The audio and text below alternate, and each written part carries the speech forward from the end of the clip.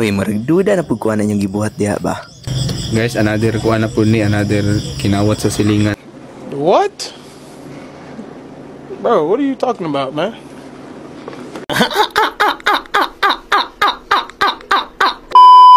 Good evening mga kois, another cooking series for today's video. Kay Sabado man ugma guys, tara maghikay ta. Silingan, no? So kanilang mga manok nga mo ang gihikay karon para din siya sa mga bisita namo nga moabot ugma. Ugma. Ugma lagi sa muka, eh.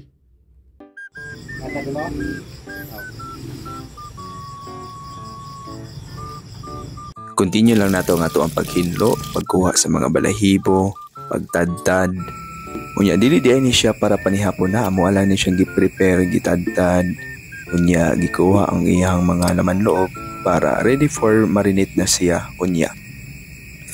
So kay ugma pa man to ato ang manok kanilang sa ato ang dumtan ang iyang laman loob. Matik dayon nga ato ang paminta ug kanang tuyo diha. Unya witika na to og gamay nga asin para magsumpaki sila sa tuyo. Unya matik dayon nga ato ang mga rikado diha sama sa sibuyas bombay ug kanang ahos. Ug karon pakupsan lang nato ang laman loob para unya mas mulasa ang iyang sabaw ba. Unya hulat-hulaton lang nato na siya nga mauga-uga gamay para at least mugawas ang kanang iyang mantika. Kung inyong makita medyo golden brown na siya. Wow na kaayo, di ba? Oh my God! Wow! Unya okay-ukayon lang nato na gamay kay pagkatawad-tawad ana butngan man nato na siya og kanang tubig. Unya sa pagbutang nato sa tubig mga isa ka baso, bites na kayo na siya. So kamo na magdepende kung pila ka baso ang inyong ibutang. Dili nga part ako din gibutangan og gamayng asin, gamayng tuyo.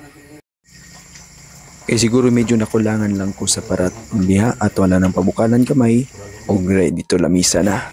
So kini ato ang recipe karon, perfect po siya pang pulutan kung gusto mo maginom-inom, perfect kay ni siya. Double purpose na ni siya, pwede pang sudan, pwede pa jud pang pulutan. Kung tara, sudan na nato kung lami ba jud siya. Grabe hungit ang kulo, mura magbako. Unya usa may lasa kul, kumusta imong kaon? Okay ra? Okay ra. Lain pa ito mga koy, si marinate lang nato din siya sa limonsito, utang na to gamayng asin. Og witika na to kanang isa ka sachet nga magic sarap. Unya pagkahuman na mga koy, butangan lang nato na siya og kanang gamay nga tuyo para at least mas mulasa jud ang ihang pagmarinate.